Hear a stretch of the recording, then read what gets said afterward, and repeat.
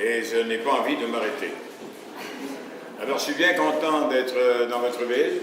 C'est la 5e fois que je viens en Russie. Je l'ai traversé dans tous les sens, jusqu'à Vladivostok. Et je suis bien content de me retrouver dans votre pays parce que le Canada et la Russie, jusqu'à un certain point, on se ressemble. On est des bons vivants, on aime bien chanter, on aime bien s'amuser et on aime bien travailler aussi. Et d'autant plus que nous sommes voisins. On se touche le Canada et la Russie. Comme disait Elena tout à l'heure, le but de l'opération ce matin, c'est d'écrire une chanson. Et vous allez dire, je ne sais pas si on va y arriver. Et vous avez bien raison. Moi, je sais qu'on va y arriver. Mais vous avez raison de penser de cette façon-là, parce que écrire une chanson, ce n'est vraiment pas évident. Écrire une chanson de 2 minutes pour raconter une histoire, c'est quand même assez compliqué. Mais c'est possible de le faire à l'intérieur de 2 heures, 2 heures et demie de travail. Est-ce qu'il y en a parmi vous déjà qui ont déjà tenté d'écrire des poèmes ou des chansons? Oui. Levez la main s'il y en a une, s'il y en a 2, s'il y en a 3, oui. Alors, normalement, quand on est en classe, on se rend compte d'une chose, c'est que lorsqu'on écrit quelque chose au tableau et qu'on demande aux élèves de copier ce qui est au tableau dans leur cahier, c'est facile. Copier, c'est vraiment facile. Mais créer, c'est autre chose. Si on demande aux élèves d'inventer un texte en leur imposant un thème, ils vont trouver ça beaucoup plus difficile. Et vous avez raison, parce qu'il faut travailler 1000 fois plus fort pour aller chercher à l'intérieur de nous souvent bien des mots qui ne sont pas encore sortis et qu'on connaît, qui sont là. Mais ils sont là, ils dorment comme ça. Et à un moment donné, on va travailler fort pour les faire surgir comme ça et arriver à naître sur la page, cette fameuse page. Elle est belle, n'est-ce pas? Qu'est-ce que vous voyez? Rien. Il n'y a rien. Hein? Elle est toute blanche. Et qu'est-ce qu'elle peut faire? Elle peut voler comme ça. On peut la chiffonner. On peut faire plein de choses avec. Quand on était tout petit, déjà avec la page blanche, qu'avons-nous fait? Des bricolages, des dessins. On a fait des choses que personne n'avait fait encore. Nous avons créé. Donc, créer, ça veut dire se continuer. On a continué sur la page blanche qui nous étions déjà là. Parce que nous sommes le résultat de la création. Et non de la récréation. Quoique. Alors, nous allons prendre le temps justement de l'habiter, cette feuille-là, avec nos mots à nous. Pas les mots de la voisine, pas les mots du voisin, avec nos mots à nous, qu'on a déjà emmagasinés, avec nos expressions, et surtout avec l'effort. Parce qu'il ne faut pas croire qu'écrire une chanson, c'est une question toujours d'inspiration. Non, on ne s'en va pas s'asseoir au bord du lac Voronezh, là. C'est un lac, c'est un fleuve, c'est une mer. Une mer, c'est encore mieux. C'est une mer, la mer de Voronezh. Alors on arrive là avec son crayon, sa feuille blanche, sa bouteille de vin, sa guitare, et on compose une chanson. Ça ne marche pas comme ça du tout.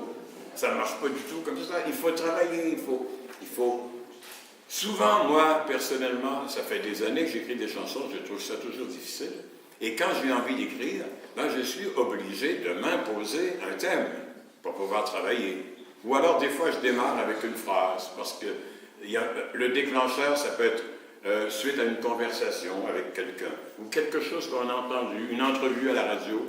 Des fois, un mot ou deux sert de déclencheur pour amener un texte sur la page blanche. Hein, la page blanche.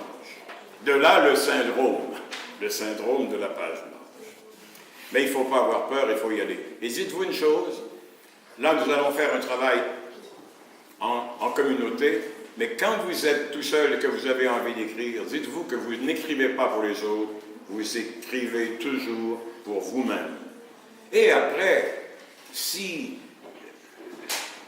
ce texte qui vous appartient, que vous l'avez écrit pour vous, s'il devient populaire, tant mieux, parce que quelqu'un l'aura mis en musique ou peu importe, peut-être qu'il aura paru dans un livre, tant mieux. Mais on écrit d'abord pour soi. C'est sûr que c'est toujours intimidant d'écrire, parce que même si on écrit sur un sujet imposé, il y a toujours un côté un peu autobiographique. On parle toujours un peu de soi lorsqu'on écrit quelque chose. On peut écrire quelque chose en parlant des arbres, mais en parlant des arbres, on va parler de soi aussi, entre les lignes, entre les lignes.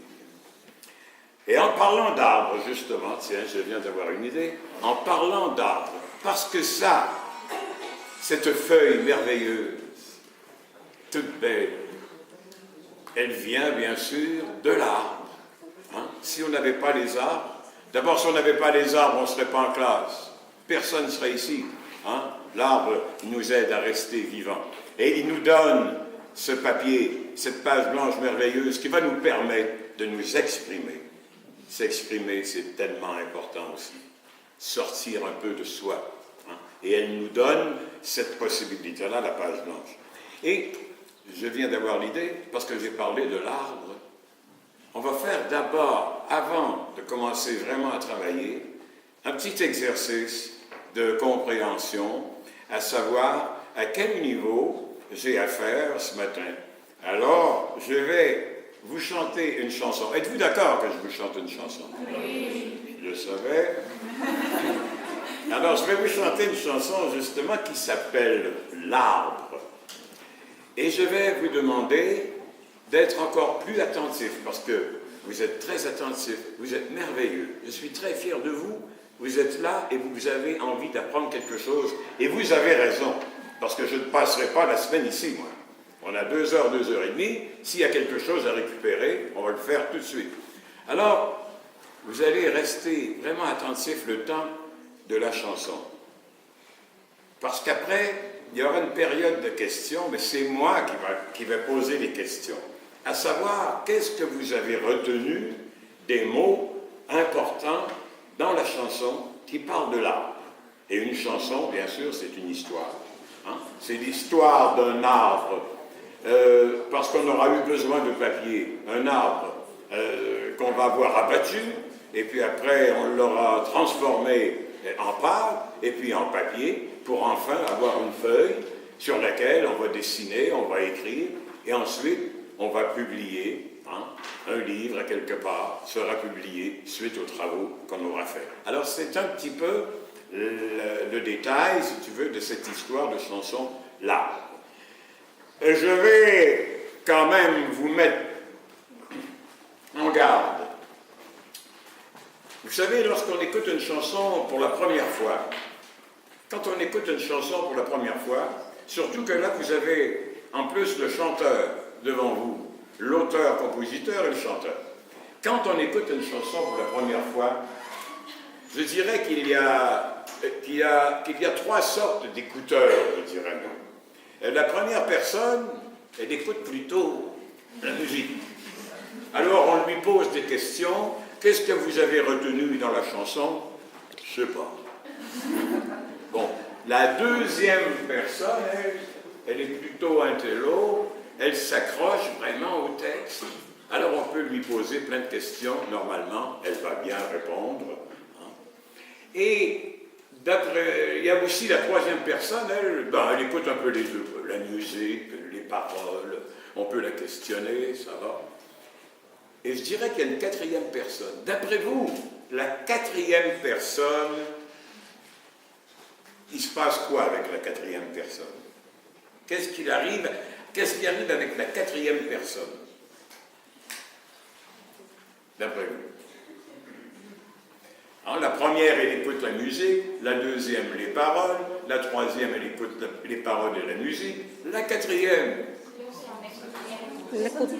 Elle n'écoute rien. Ah oui, absolument. La quatrième personne, elle est là. Hein? Elle regarde le chanteur.